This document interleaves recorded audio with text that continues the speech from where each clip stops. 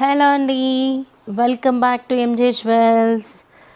So video bore కొట్టకుండా first product చూపించేస్తాను. Product వచ్చేసరికి వన్ మోర్ బ్లాక్ బీడ్స్ అనమాట. వావ్, చాలా చాలా బాగుంది.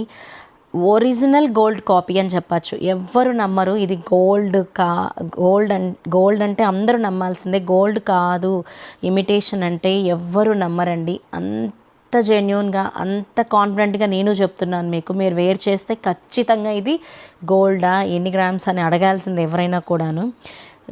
చాలా చాలా బాగుంది. కంప్లీట్ ఇది బ్లాక్ బీడ్.